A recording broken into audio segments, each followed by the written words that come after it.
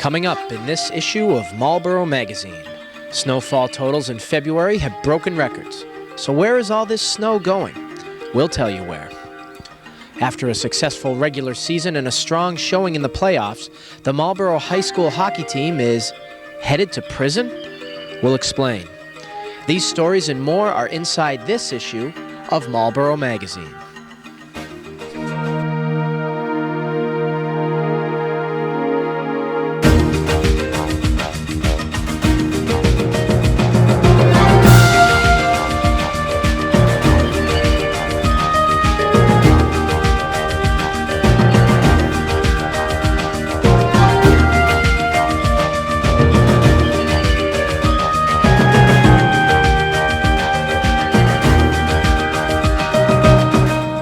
Hello everyone, and welcome to Marlborough Magazine. I'm Susan Laufer. We're very happy to find out that so many of you out there are pleased with this program. That doesn't mean we aren't still looking for a helping hand or two. If you have an interest in writing, editing, or camera work, then we have an interest in you. To help out at Marlborough Magazine, just give us a call at 508-481-1373 or email us at marlboroughmagazine@yahoo.com. Our first story tonight takes us to the Billerica House of Correction. The Marlborough High School hockey team went there to learn a lesson they won't soon forget. Cause life lives on. Even when you dig on, even when you dig on, even when you dig on. Life is like a rope, I'm still climbing, holding on for hope. Will I see the end? But time extends though. An ice cube melting my time. And babies cry at birth like demon eyes before dawn. I'm trying to find myself because I'm stuck with this soul. Left to riding when I age old, we all become old. Where am I? Born to die old. Reload my thoughts so I could know those who oppose. This is the Billerica House of Corrections. If you are smart, you'll never be on the inside looking out. You'd be surprised what minor arrest could get you a reservation here, especially if you are a young kid who thinks they know everything. Meet John Butler. He's the head coach of the Marlborough High School hockey team. The Panthers are headed to the playoffs with an impressive record. They have done well on the ice, and Coach Butler wanted to make sure they excel off the ice as well. Well, you know, a lot of kids today, they all think they're invincible. They can do whatever they want. They're not going to get in trouble. They're not going to get caught. It just gives them an idea that, you know, they're so close to making good and bad decisions. They walk the fine line every day on weekends. That it just gives them an idea that it could happen to the teammate beside them. It could happen to them. And it's just good to see someone that they know, like a Lyndon Byers, who's a good person who made a bad decision, and now he's suffering the consequences of it. So the kids hopefully will learn that, you know, for every action, there's a reaction. The kids got to understand that they're not invincible. They have to make decisions. They have to make good decisions, and if they think about what they're going to do before they do it. Lyndon Byers is a former NHL player, mostly known for playing with the Boston Bruins. He was serving 60 days for driving on a suspended license, twice. Nicknamed LB during his playing days, Byers was taking advantage of an opportunity to let kids know that a couple bad decisions, no matter how large or small, can turn your life and family upside down. And you guys can look at an idiot and realize that you might not want to sit in the same place. And you know, today I'm an idiot, and you know, hopefully I'll wake up and smell the coffee, because there's a lot of people, most importantly my wife and my daughter, that depend on me. And you know, I got to do the right thing and get it done. And you know, I just want to tell you that, you know, this, you know, I'm going to get through this, and I believe I'm a good person, and I also believe that I made an incredibly bad decision that had unbelievable consequences, like beyond my comprehension. And I totally comprehend now, you know, what jail is all about. Robert Sousa also talked to the hockey team. Like LB, Sousa made some poor decisions that led him down a spiraling path of drug abuse and addiction. Now he struggles with explaining to his one and only visitor why he is behind bars. So my son always like, oh, why is Dada in jail, you know what I mean? It sucks. It sucks. Having to explain why am I in jail, why I missed 2 of his birthdays.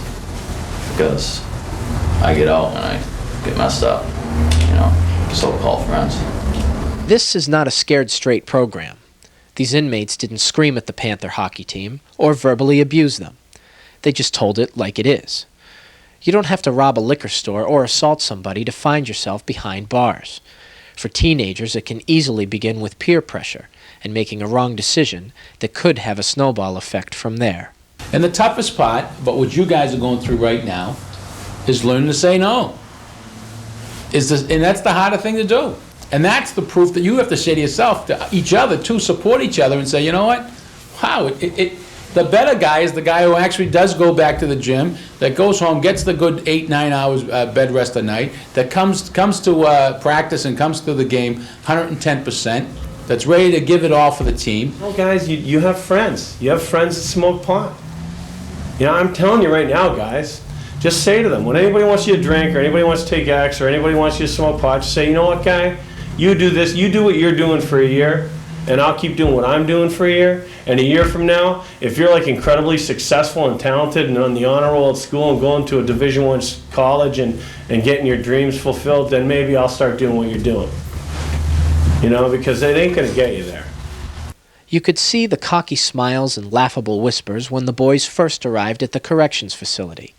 By the time this field trip was over, it seemed as though the message got through. At least, that is what Sheriff DePaula and his guest speakers were hoping for. You think you got through to the kids here today? I think so. It's like anything. It's not up to me. It's up to them.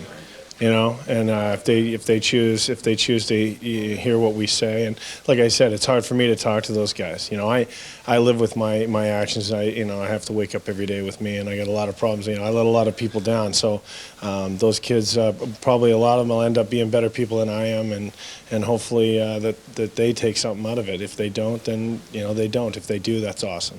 Someone to make the same mistakes as I did, and learn something, whatever I have to offer. Did you get his message? Try not to be one of those guys who makes a mistake? Yeah, I definitely got the message. Got right across me. Just didn't really realize what can get you in the prison. Just little minor misdemeanors, anything. Just like how he just had a suspended license. Just yeah, things like that. He definitely got through to me, and I know I make good decisions, and I'll make sure I keep making good decisions throughout my life. Hockey can be a perfect metaphor for life. If you slip and fall down on the ice, you have to struggle to get back up on your feet again. Now take away the ice, the game, and now take away life as you know it. Think about it. I'm Dan Ginden from Marlborough Magazine.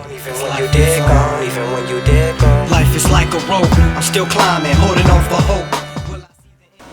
Thank you, Dan. Since we taped that piece, Lyndon Byers has been released from the Billerica House of Correction and is working hard at getting his life back in order. In case you haven't noticed, we've had a lot of snow in Marlborough this winter. Add the freezing temperatures to that and there is no place for the snow to go. So what is the DPW doing to remove all of this snow? Marlborough Magazine's Sophie Burke has that answer.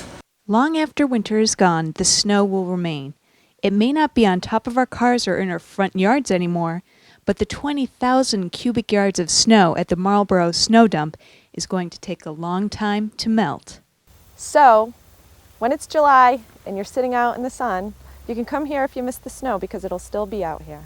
The snow pile may not make it until July, but this season is giving the town's snow dump a run for its money. This year has gotten worse and worse, and we're at the point now where this dump is going to be closed, and we're going to have to find a secondary site. This February we've had, I think about 50 inches of snow. The whole season in total we've had about 96 inches of snow. Getting rid of all that snow is a lot of work. During a snowstorm, about 100 DPW workers are dispersed throughout the town. We go out in the middle of the night when everyone's sleeping, and we take the snow and we push it off our sidewalks and out of our gutterways into the middle of the road. We have a couple of large blowers that come through and they'll suck the snow up and they'll shoot it out into trailer dumps. The trailer dumps come to our snow dump where we have bulldozers to spread it and compact the snow. So when people wake up in the morning, that's where the snow is gone. It did not melt. One reason DPW workers will work day and night to relocate snow is safety. We have emergency vehicles such as fire trucks that need to get down roadways that are very narrow. Those are the roadways we'll be removing snow. We also have a lot of parking areas that we need to remove snow from, as well as our sidewalks, so we don't have the pedestrians walking out on the roadways. And also for the car traffic so they can see out of the intersections and just make things safe in general. In addition to safety, potential flooding is also a concern. The DPW clears snow from drainage structures around the city. If the drainage structures aren't uncovered, then you have the flooding conditions, and that makes things even worse. This season's abundance of snow has stretched the city's snow removal budget beyond its means. But Marlborough residents can take steps to help reduce the costs.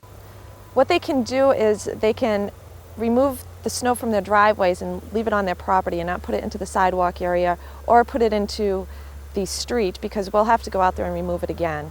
That is actually an ordinance with the city that you're not allowed to do that. So that would be very helpful to us as well as to themselves.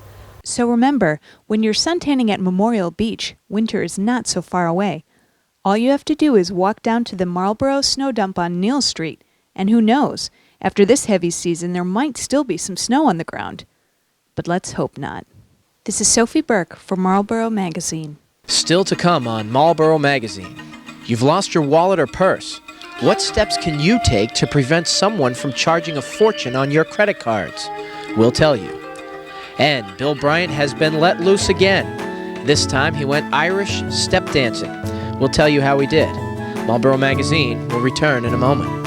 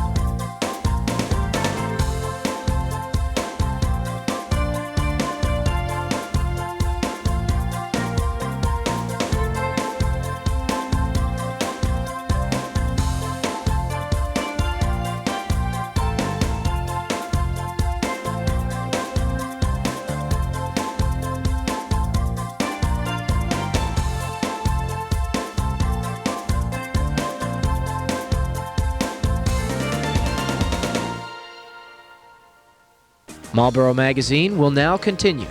Here again is Susan Laufer. Welcome back, everyone. Identity theft is a growing problem in this country. It doesn't have to be someone stealing just a credit card. What do you do if someone gets hold of your license? How about your bank statements that you throw away in the trash? You can become a victim at any moment. Your best defense is to take steps to make it difficult for someone to use your personal information against you.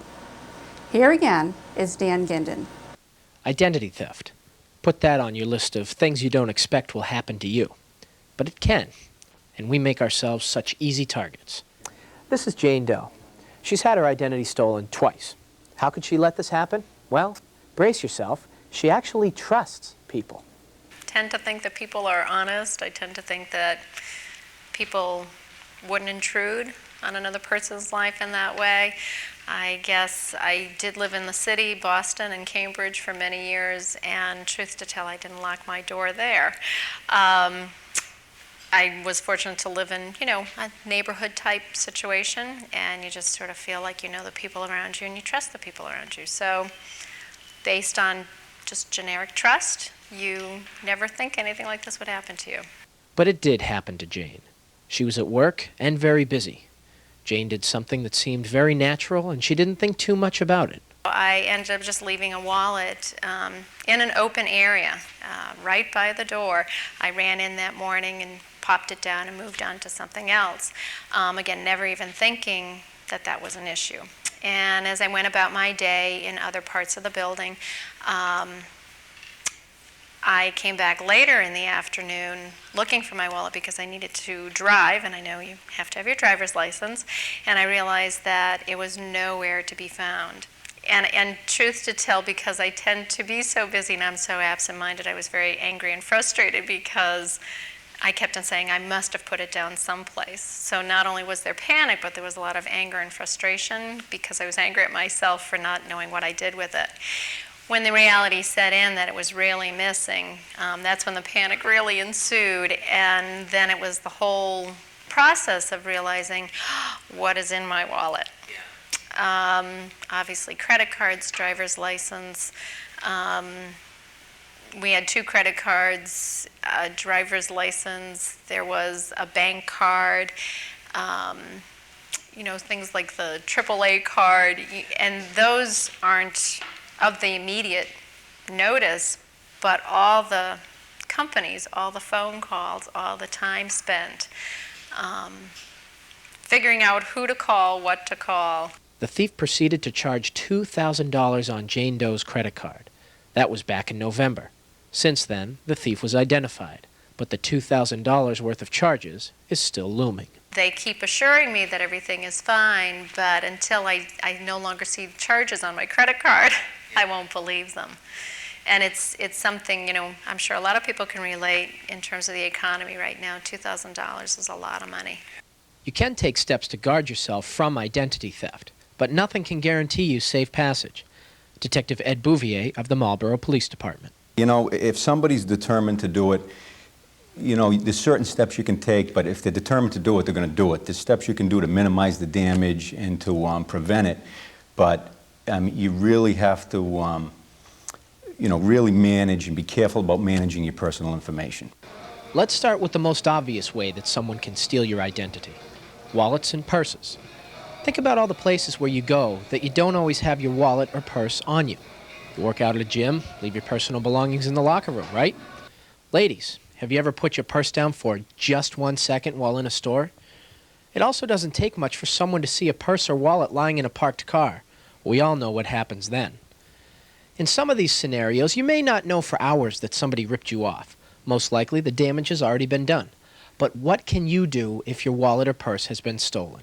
The very first thing you should do is probably call credit card companies, probably call the bank, debit card, to have those things immediately frozen. The next thing, obviously, wherever the jurisdiction is that you believe it was stolen, call the local police department.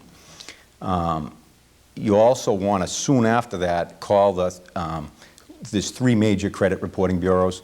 You want to call them right away. They'll put a fraud alert on your accounts, which what that'll do is they'll have to, anybody who tries to open up a new account, if you have a fraud alert on your credit, the company will have to contact you personally before they open an account, which you'll know at that point someone's trying to open an account.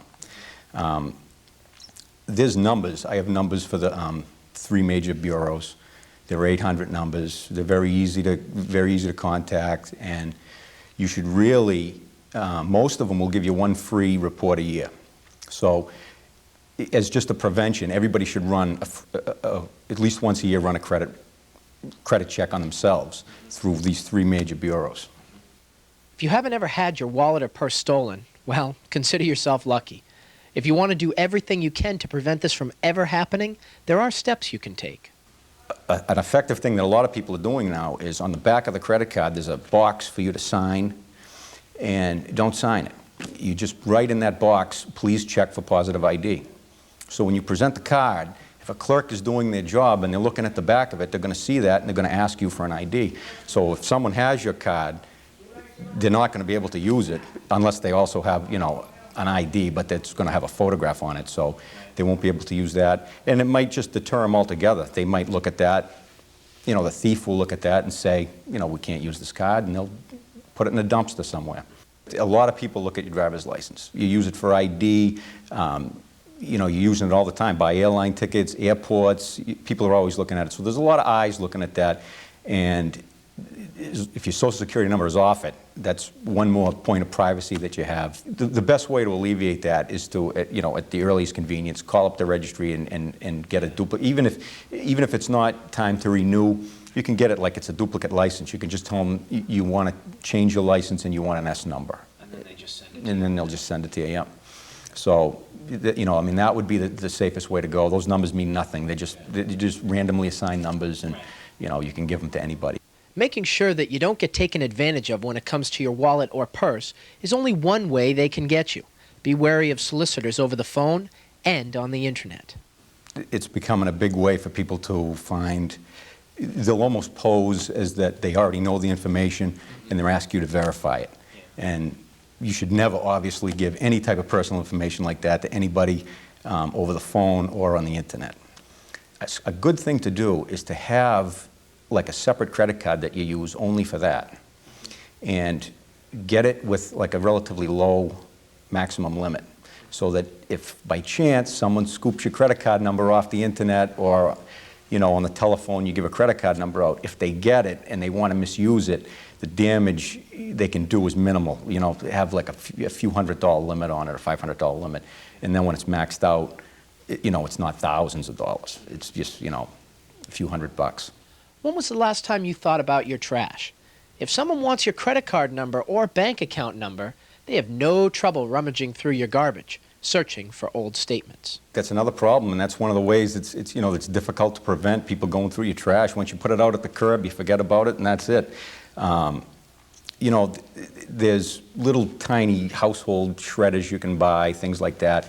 If you don't want to go to that extent, at the very least, you know, rip it up well. Rip it up into enough pieces that when you put it in the trash, it's not going to be able to be put together again. Especially the credit card solicitations that everybody gets dozens of. Right. You don't want to let someone get a hold of one of those. And you know, a lot of people don't even open them. They get them, oh, it's more junk mail, they throw them in the trash. But you got to get rid of those. You got to either shred them up or rip them up very, you know, promptly into small pieces, so that if someone does come across it, they won't recognize what it is. Have we scared you or made you feel unsafe? Good. That's our intention. We want you to open your eyes and realize this is a problem that can cause you years of headaches and possibly even thousands of dollars. You know, you really have to treat your personal information like it's like you'd manage your money or anything like that. You have to. It's not the first thing people think about a lot of times, but it's not real hard either if you just kind of take extra steps to, you know, to secure your belongings. Most times this is a crime of opportunity. You don't know sometimes for days, hours, you know, hours or days that it's missing. By that time, you know, it's too late by the time you find out. I'm Dan Ginden for Marlborough Magazine. Our final story in this issue is more of a lighthearted piece by Bill Bryant. In honor of St. Patrick's Day, Bill went out and took on a whole Irish step dancing class. I, for one, can't wait to see how this turned out. Hi, Bill. Hey, Mary. How are you? Good. Welcome to the McInerney School of Irish Step Dancing. I'm Mary, and how can I help you? Well, Mary, I was hoping maybe we could get somebody to demonstrate the Irish step dance in honor of St. Patrick's Day coming up. Sure. Let me give you a demonstration myself. You? Yeah. Great.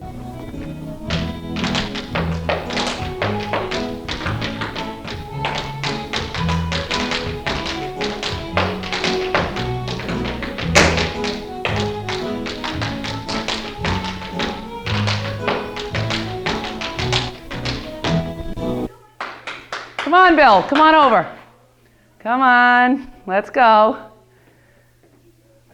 I can't do that. Of course you can. That's what you're here for. Lessons. I'm a klutz We'll when put, it comes to no, dancing. we'll put the music on. You'll hear the music. Your feet will move. You know, hands down, feet will move, music on. You're all set. Give it a try. St. Patrick's Day. Let's go. All right. I'll try it. Peace, Mary. I didn't know you were going to have an audience. Oh, come on, Bill. You can do it. Just listen to the music. You'll be fine. All right. Listen to the music.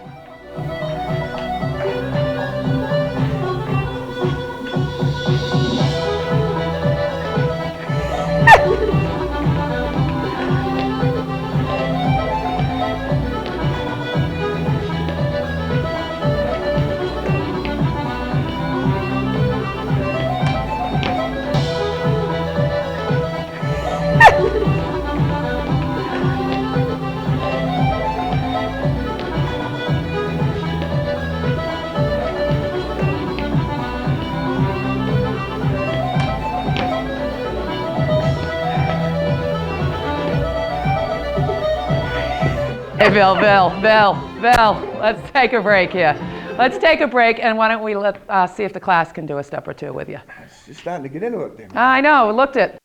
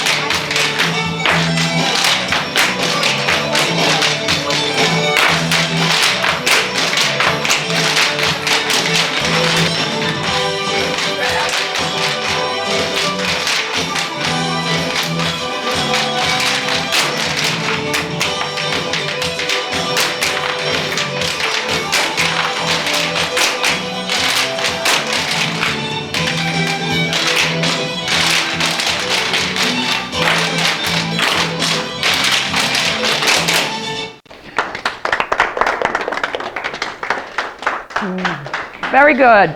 Okay, Bill, there you go. There's some of the McInerney Irish step dances. We want to wish you all a happy St. Patrick's Day. Happy Day!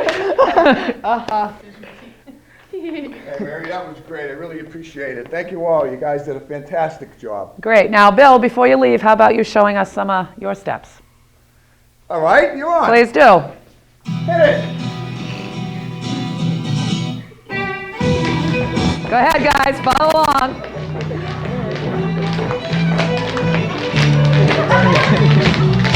Looks just the same.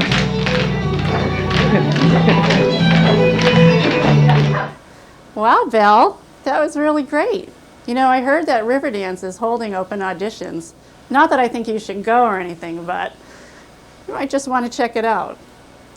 That's going to do it for this issue of Marlborough Magazine. Remember, if you want to get involved, call us at 508-481-1373 or email us at marlboroughmagazine@yahoo.com. I'm Susan Laufer. Thanks for watching.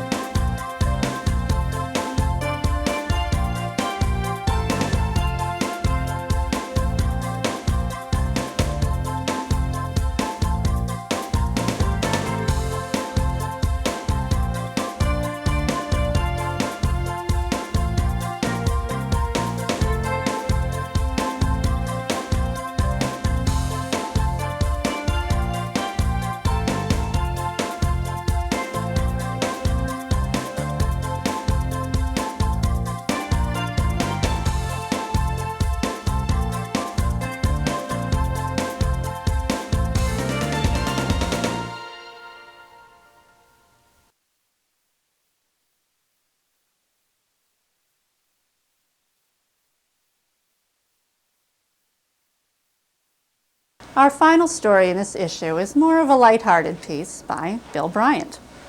In honor of St. Patrick's Day, Bill went out and took on a whole... It's not straight and all that kind of stuff. This month, we're focusing our attention on a very special group of people here at Marlborough Hospital. The